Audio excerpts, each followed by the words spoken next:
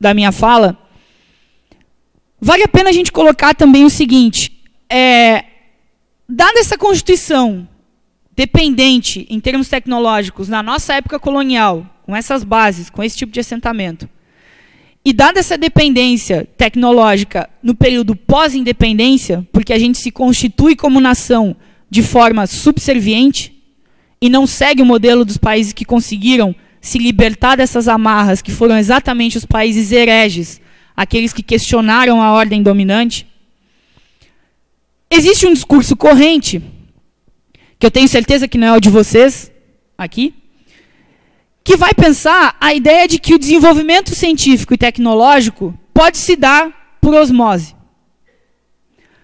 No contato com as nações mais avançadas, e quanto mais estreito for esse contato, maiores são as possibilidades de desenvolvimento científico-técnico. Afinal de contas, são eles quem dominam esse conhecimento e podem ser os responsáveis por transmitir uma luz para nós que vivemos nas trevas. Não existe nenhum exemplo histórico que sustente esse tipo de afirmação. Ao contrário, se a gente pega o período das independências na América Latina, que foi a nossa forma, ainda que subordinada, de se desvencilhar do domínio colonial, ela acontece exatamente num hiato histórico que coincide com as guerras napoleônicas na Europa, por exemplo. Quando a Europa está disputando as guerras napoleônicas e está disputando entre si uma liderança de potência no continente, a gente tem uma janela histórica em que esse desenvolvimento aqui pauta a necessidade e a possibilidade de que a gente se torne independente politicamente. Os dois principais surtos de industrialização que a gente viveu na primeira metade do século XX, eles coincidem em tempo histórico com as duas guerras mundiais no centro. Ou seja, quando a Europa, mais uma vez, junto com os outros países centrais, se preocupa na definição dessa concorrência intercapitalista entre as potências, abre-se uma brecha para que, ainda que de forma subordinada, mais uma vez, a América Latina consiga elevar um grau no seu desenvolvimento tecnológico. Ainda que essa elevação na escala de desenvolvimento tecnológico signifique um aprofundamento da nossa dependência.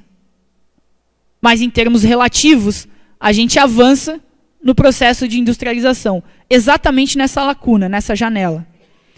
E se a gente pegar os tempos mais recentes, é exatamente quando se cria um ambiente, não exatamente de rupturas ou de questionamentos mais fortes, mas se atenua a subserviência do Brasil e da América Latina em relação aos países centrais nos últimos 15 anos, é que a gente consegue, minimamente, de forma relativa, caminhar dentro de um processo de afirmação da nossa soberania.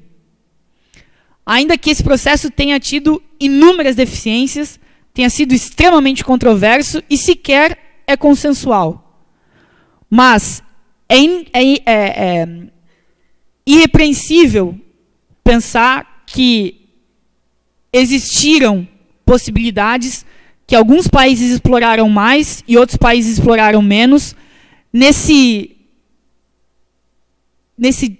distensão, nesse distensionamento que se pautou nas relações entre a periferia e o centro do sistema nos tempos mais recentes. Isso tudo, para encerrar aqui, para dizer o seguinte, na América Latina, em geral, começa a surgir de novo o discurso de que a gente ficou isolado do mundo por um tempo e que é fundamental que nós recuperemos o nosso contato com o mundo, contato entre aspas, através dessa conexão com o mundo mais desenvolvido. Como se, de novo, esse contato, por si só, fosse capaz de transmitir tecnologia para a gente.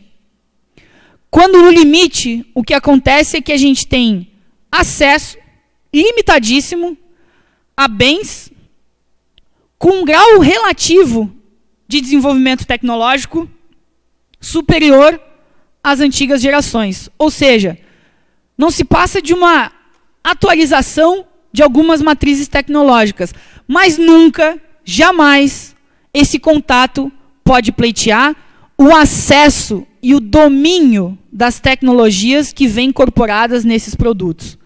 O que a gente consegue com o estreitamento desse contato é, de forma relativa, efêmera, absolutamente passageira, maior contato com matrizes tecnológicas, o que, em absoluto, se traduz em domínio efetivo ou compartilhamento dessas tecnologias. No fim das contas, é esse tipo de cenário que rege mais ou menos a circunstância atual que a gente vive na América Latina em geral e no Brasil mais em particular. E, encerrando já, o que eu queria dividir com vocês aqui é o seguinte: não tem nada, já que a gente está discutindo tecnologia, domínio de tecnologia e avanço tecnológico, não existe nada mais atrasado, não tem nada mais velho, mais carcomido que o discurso da modernidade das burguesias latino-americanas da atualidade. É a expressão máxima do atraso de uma nação e de uma região, esse papo de modernidade que circunda os nossos círculos políticos na atualidade. E é em nome disso que eu espero que a gente consiga construir um excelente evento aqui ao longo dessa semana. Fico à disposição para os comentários, para as perguntas, para as sugestões de vocês depois, e passo a bola aqui. Muito obrigado.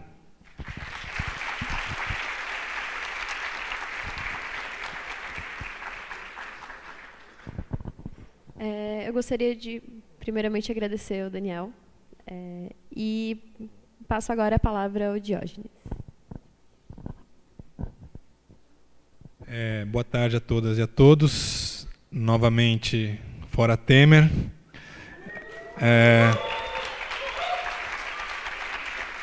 Sei que está batido, mas é que eu nunca imaginei que eu ia falar isso num evento de engenharia, né? Então, me sinto... Que bom, né? Que a gente pode falar isso num momento como esse. E falo isso também porque é inevitável a gente tratar o tema da ciência e tecnologia num momento como o que a gente está vivendo agora, de um golpe de Estado. Não poderia deixar de fora esse momento político. É um momento político que tende a minar ainda mais os já medíocres investimentos e a medíocre produção de ciência e tecnologia do país, atacando talvez uma das únicas empresas que ainda produz tecnologia de ponta, que é a Petrobras, que é um dos alvos centrais desse golpe de Estado. E também porque o golpe e as perspectivas que se apresentam também vão influenciar na carreira profissional de vocês, né? Ao contrário do que normalmente a teoria da inovação diz, que é na crise que se apresentam as melhores oportunidades, no caso do engenheiro num país periférico, é mais fácil, é mais provável que ele termine como um técnico de informática do que como um novo Steve Jobs, né? Então, dado essa circunstância que envolve questões políticas e profissionais de formação, esse tema vai perpassar, e tomara que perpasse todo o evento, né? Isso em primeiro lugar. Bom, eu sou doutorando na Unicamp, né? Estou estudando ciência e tecnologia, sou economista, minha de formação original. Estudei 2 anos de engenharia de automação aqui na UFSC. Não aguentei, a disciplina de sinais me colocou a pistola na cabeça e fui embora. Mas eu saí basicamente porque não existia debate algum sobre a questão da ciência e tecnologia. E esse era um motivo que eu tinha latente, acabei não encontrando na engenharia, acabei saindo, fui para a economia. Não que isso tenha gerado os melhores frutos, mas enfim, foi a alternativa que eu encontrei. Então estou aqui me apresentando também como estudante, compartilhando um pouco que eu sei, que eu tenho estudado ciência e tecnologia, para a gente tentar fazer um debate, e óbvio, vou fazer algumas provocações também, que às vezes podem soar muito irônicas e tal, não se preocupem, peço desculpas, é meu ascendente em Áries. Bom, em primeiro lugar, quando a gente está falando de independência tecnológica, não sou eu, Diógenes, não é o Daniel, não é o Raul, a gente não tirou esse tema da cartola. Isso é importante a gente ver. O conceito de dependência tecnológica, eu diria que é o conceito que representa a melhor tradição latino-americana na discussão sobre ciência e tecnologia.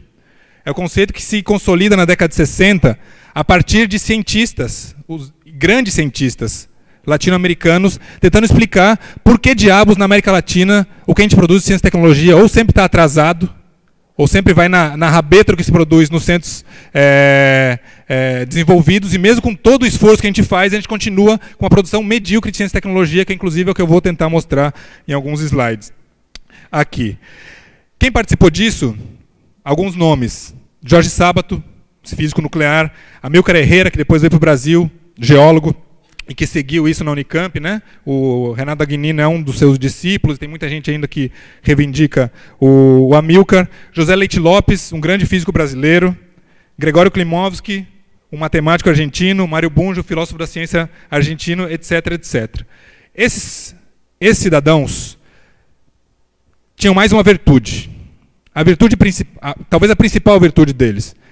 Eles sabiam que eles estavam fazendo ciência num país subdesenvolvido, numa região subdesenvolvida, que não estavam fazendo ciência na Suécia, nem na Dinamarca, etc, etc. E que, num país subdesenvolvido, afetado por uma brutal desigualdade social, pela dependência econômica, etc, etc, um cientista, um engenheiro, necessariamente tem que se envolver na política. Um cientista, um engenheiro que não se envolve com a política do seu tempo, que não discute, não defende os grandes temas nacionais, é um cientista que contribui para a reprodução da dependência científica e tecnológica. Essa grande virtude é uma virtude que a gente tem que recuperar toda vez que a gente se propõe a produzir uma engenharia popular. Toda vez que a gente se propõe a desenvolver tecnologia social, toda vez que a gente se propõe a pensar a engenharia e a ciência desde os condenados à terra. Então vou compartilhar um pouco do que a gente tem estudado, tem pesquisado. Bom, primeira coisa, aqui, o que significa esse conceito de dependência científica e tecnológica? Significa que, como o Daniel falou, dada a nossa posição no mundo capitalista, chamemos as coisas pelo seu nome, não estamos na globalização, estamos num mundo capitalista mundializado, a nossa posição periférica faz com que nós não tenhamos capacidade de produzir ciência e tecnologia de ponta e tenhamos que sempre ou importar ou nos contentar com pequenas manipulações, adaptações de tecnologias produzidas em outros lugares. Esse é o conceito de dependência tecnológica, que não é um conceito que tem a ver só com uma ausência de política científica, que nossa política científica é ruim. Vou mostrar que ela é ruim, mas não é aí que se estrutura a questão da dependência tecnológica. Ela se deve a uma posição estrutural de um país que, obviamente, produzindo soja, exportando soja e carne embalada, produtos altamente tecnológicos, como vocês sabem, obviamente não demanda conhecimentos científicos originais de ponta. Esse é o tema. Então a questão não é só uma questão de política científica, a dependência tecnológica tem a ver com a nossa posição nesse mundo, né? Que acaba condicionando os nossos esforços, por mais esforçados que sejamos. Isso é importante falar. Quando a gente está falando que a gente produz tecnologia, que a gente é uma região medíocre na produção de tecnologia, não é que a gente não tenha bons engenheiros, não é que a gente não tenha bons cientistas, a gente tem ótimos cientistas, que inclusive são requisitados pelos países centrais. Basta ver as cifras das fugas, os números como se chama? Fuga de cérebros, né? Fuga de cérebros. Enfim, temos bons cientistas. A questão que a gente tem que colocar sempre é essa questão estrutural. Bom, em segundo lugar, né? Primeiro é o fora tema. Em segundo lugar, quando a gente está falando de ciência e tecnologia, a gente está pensando ela, a partir da divisão do trabalho, tentando imaginar a ciência e tecnologia no mundo como um esqueleto técnico, um esqueleto instrumental que organiza a troca de mercadorias, a circulação de capital e a circulação de pessoas, né? É fácil imaginar isso, tentando botar o globo terrestre num plano, tentando imaginar as ligações, a estrutura que faz com que a gente possa produzir, trocar, consumir nesse mundo. A gente produz, consome, troca, migra, viaja nesse mundo, não num mundo qualquer, né? Como a gente falou, é um mundo que tem uma lógica própria, uma lógica de desenvolvimento que faz com que essa rede instrumental ela tenha características que não são neutras. Que característica é essa? Gostemos ou não, o que se produz no que a gente chama de sociedade capitalista tem um motivo só: acumulação de capital, ampliação do lucro. A Apple não produziria um iPhone, não produziria um MacBook se essa produção não derivasse em algum lucro econômico. Esse é o motivo pelo qual as empresas trocam, as empresas vendem, e pelo motivo pelo qual elas produzem ciência e tecnologia. Isso, bom, não sei o que estou dizendo, isso eu acho, na minha perspectiva, quem melhor conseguiu discutir isso foi o velho Marx, que volta a estar na moda, que a ciência e tecnologia ela assume uma característica muito particular no capitalismo, porque é a partir dela que, em primeiro lugar, o capital começa a controlar os tempos, o movimento, o conhecimento, se apropriar do conhecimento do trabalhador, em primeiro lugar, e, em segundo lugar, o monopólio da tecnologia, na medida que permite produzir mais barato, circular as mercadorias mais rápida, o monopólio dessa tecnologia permite com que uns capitais, umas empresas, tenham vantagens em relação a outras. Esse segundo motivo é o que nos interessa aqui. O primeiro motivo tem sido muito estudado pela sociologia do trabalho, né? Ricardo Antunes, enfim. Aqui no Brasil, trabalha com esse tema nas transformações da organização do trabalho, né? A gente está preocupado aqui com esse outro aspecto, que é o monopólio da ciência e tecnologia. Esse monopólio da ciência e tecnologia é o que, no momento atual, faz com que nós, na medida que nos relacionamos com os países centrais, drenemos, perdamos, bom, essas conjugações estão complicadas, mas que a gente perca uma quantidade de excedente econômico, riqueza, que sai da América Latina e vai para os países centrais. Por que a gente perde riqueza na troca entre produtos tecnológicos mais avançados e produtos tecnológicos menos avançados? Porque o monopólio de determinado produto, que se materializa basicamente nas patentes, ou seja, o conhecimento não está aí circulando livre como um Pokémon, né, para ser caçado. O conhecimento ele tem patente, ele tem propriedade, e derivam dessa propriedade recursos e vantagens econômicas. Quando a gente troca um país como o Brasil, troca computadores, semicondutores, robôs, máquina-ferramenta de controle numérico para as fábricas, e exporta soja, carne embalada, etc., etc., o fato deles deterem o monopólio permite que eles vendam esses instrumentos para a gente a um preço muito maior do que se custou para produzir. E a gente, ao vender mercadorias que são commodities, que têm o preço determinado no mercado mundial, não temos capacidade nenhuma de barganha frente a esses países centrais. Então, essa perda econômica recorrente que os países latino-americanos vêm sofrendo ao longo da sua história, já foi muito estudada, né? Quem quiser revisar isso, sempre aparece como tema das trocas desiguais, né? Como no capitalismo, nesse sistema que a gente vive, trocar computador por carne da Friboi não é uma troca entre iguais, é uma troca desigual em que a gente perde, né? Bom, então, estamos falando dessa tecnologia, né? E estamos falando dessa tecnologia também a partir de setores que a gente considera estratégicos e setores não estratégicos. Isso implica que em cada momento histórico que a gente viveu, através das seguidas revoluções tecnológicas que a gente teve, tem setores que estão na ponta do conhecimento e setores que estão lá atrás. Os setores que estão na ponta do conhecimento são os setores que geralmente concentram as maiores patentes, ou a maior produção dinâmica de patentes, e são os setores que mais crescem na economia mundial, e os setores que conseguem oferir maiores lucros. Quais são esses setores hoje? Bom, tem uma discussão aí toda, né? A gente pode conversar depois, mas a gente chama isso do paradigma eletroinformático, né? O paradigma baseado na microeletrônica e na informática que vem junto, né? Principalmente a indústria de softwares e todas as tecnologias convergentes, bio, nano, etc., que dependem da microeletrônica, dependem da informática para existir, né? Esses setores, a gente vai ver, estão concentrados nos países centrais. Estão extremamente monopolizados nos países centrais. Então, o que a gente tem é uma hierarquia mundial de produção que se manifesta em alguns dados. Eu gostaria que colocassem os slides que eu trouxe.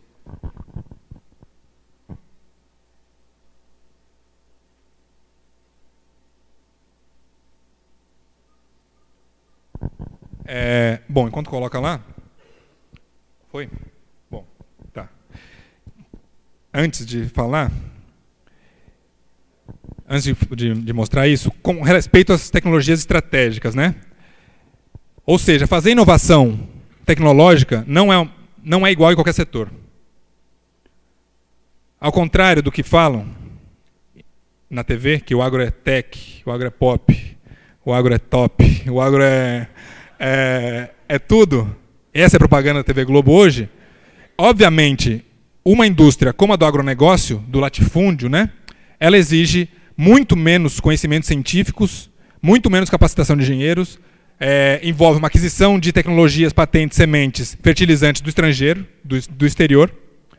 Não demanda conhecimento nacional relevante, ao contrário do que uma indústria de semicondutores, por exemplo, que implicaria, se existisse no Brasil, uma formação de uma mão de obra altamente especializada, uma demanda da universidade para a universidade que hoje não existe, uma quantidade de patentes que implicariam riqueza que entraria. Então, produzir inovação no agro-tech ou num setor de ponta de semicondutores é qualitativamente diferente. Então, quando a gente está falando de que na universidade se produz ou não se produz conhecimento, a gente tem que perguntar que tipo de conhecimento se produz e se esse conhecimento é estratégico ou é apenas reflexo de uma demanda, como a demanda do agronegócio, que serve basicamente para ampliar a nossa dependência tecnológica. Bom, mas vamos aos números, que sempre, depois de tanto blá blá blá, alguns números dão uma certa autoridade, né?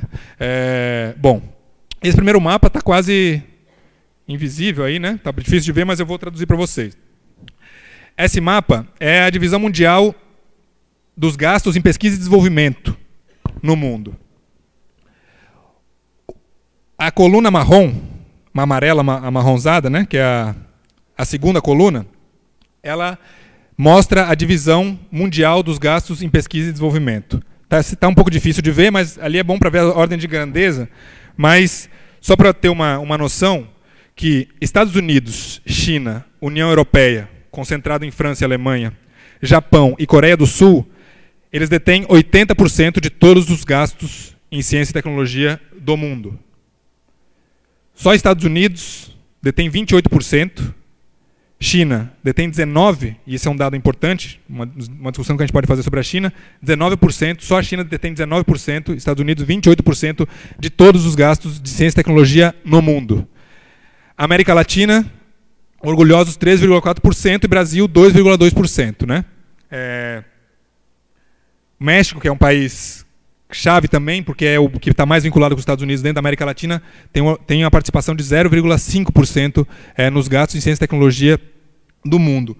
Ou seja, há uma brutal concentração dos gastos de pesquisa e desenvolvimento que se fazem no mundo, que acaba repercutindo, como a gente vai ver aqui também, na produção, pode passar para o segundo, por favor, na produção mundial de patentes.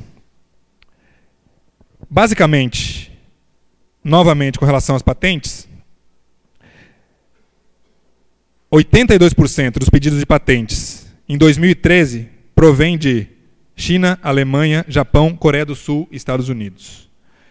Se a gente colocar os 20 primeiros produtores de patentes que pediram mais patentes, cidadãos ou empresas que requisitaram mais patentes em 2012, se a gente pegar os 20 países que mais fizeram isso, China, Estados Unidos, Japão, Coreia do Sul, Alemanha, França, Reino Unido, Suíça, Rússia, Holanda, Itália, Canadá, Suécia, Índia, Áustria, Israel, Finlândia, Austrália, Dinamarca e Bélgica, ou seja, nenhum país latino-americano, se a gente somar esses 20 países, a gente tem um monopólio de 98% das patentes produzidas no mundo. 98% das patentes, dos pedidos anuais de patentes, são monopolizados por 20 países, e não só por 20 países, mas pelas empresas, principalmente pelas empresas transnacionais desse país, que é quem mais realiza pesquisa e desenvolvimento. Esse mapa expressa o seguinte: o vermelho escuro são os países que pediram entre 100 mil e 800 mil patentes no ano de 2013, que se limitaria a Estados Unidos, China e nenhum país mais. Né? O rosa claro, que é o caso do Brasil, né, que já teria na terceira escala, requisitaram entre 1.000 e 10 mil patentes. Uma ordem, ou seja, pelo menos 10 vezes menos patentes do que um país como Estados Unidos ou como China. Né? Isso considerando o Brasil como a 7ª maior economia do mundo. Bom, próximo, por favor. Está sem legenda, né? Isso aí, mas esse é o aumento do número de pedidos de patentes por ano no mundo. Né? Isso um pouco para desmistificar a questão da economia do conhecimento, de que o conhecimento hoje não tem fronteiras, não tem propriedade, só mostra que o que os países centrais estão fazendo é cada vez buscando mais o monopólio da ciência e tecnologia. Outro dado importante, para a gente entrar no Brasil, é a diferença entre pedidos de patentes feitas por estrangeiros ou por residentes no país. Né? Nos escritórios, cada país tem o seu escritório de patentes. Né? No caso da China, Estados Unidos, Japão, Coreia do Sul, a maioria dos pedidos de patentes foram feitos por residentes, ou seja, cidadãos ou empresas desses países. No caso, pode passar. No caso do Brasil, veja, é o quarto, né, desse gráfico. No Brasil, cerca de 87% dos pedidos de patentes feitos no Brasil são feitos por estrangeiros. Ou seja, ainda que tenha havido um aumento no número de patentes pedidos nos últimos anos aqui no Escritório de Patentes do Brasil, Instituto Nacional de Propriedade Intelectual, 87% foram feitas por empresas estrangeiras que muitas vezes sequer aplicam essas tecnologias, mas as conservam como reserva de mercado contra eventuais competidores também estrangeiros. Né? Isso se expressa no Brasil, pode passar por favor, numa estrutura produtiva que que expressa o grau de mediocridade na nossa produção tecnológica. As nossas exportações brasileiras, nos últimos anos, isso aumentou no governo Lula e Dilma, isso é importante falar, que a gente vai falar um pouco sobre política científica. Atualmente, né, esse dado de 2010 cresceu um pouco, mas vamos ser conservador. Aqui, pelo menos.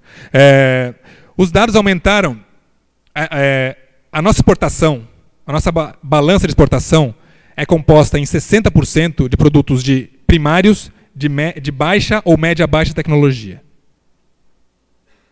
Soja processada, café processado, algumas peças e partes da indústria metalmecânica já atrasada, etc, etc. Por outro lado, passa, por favor, as nossas importações são 60% de produtos de alta e média-alta tecnologia.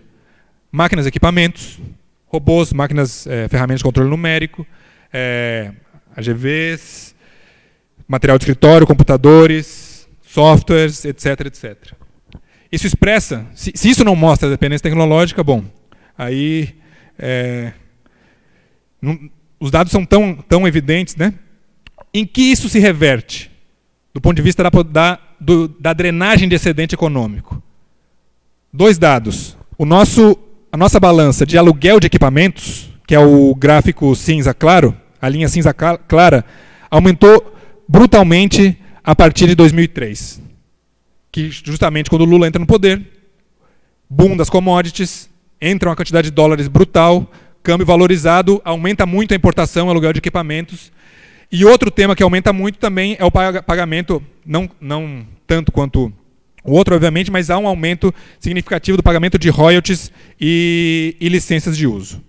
E a importação de máquinas e equipamentos aumenta, né, como vocês veem, na linha cinza, que é o índice de quantum, né, que é descontado, que é, digamos, dessazonalizado, né, que é a quantidade mesmo de importação de máquinas e equipamentos. Bom,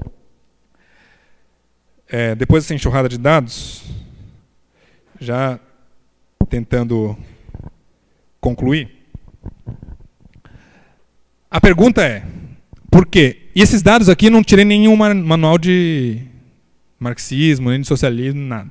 Isso são fontes basicamente da Fundação Nacional de Ciências dos Estados Unidos, da Unesco, que tem o Science Report a cada 5 anos, que é muito bom, óbvio, né, do IBGE, IPEA Data, etc. São todas instituições sobre as quais não teríamos maiores problemas em afirmar que são dados consolidados, né? Bom, a primeira pergunta é a seguinte: por que, frente a uma situação tão desoladora, não se faz nada a respeito? Ou não se tem feito nada a respeito? Quando eu falo uma situação desoladora, quando eu falo que não se produz ciência, que a América Latina não tem relevância na produção de ciência e tecnologia, estou descontando as exceções que só confirmam a regra, né, que são poucas, aliás. Mas, enfim, eu continuo falando isso para provocar mesmo o debate. Por quê? Em primeiro lugar, as empresas industriais que perdem importando máquinas e equipamentos, por que elas não pressionam o governo, pressionam o Estado para uma política pública de desenvolvimento tecnológico?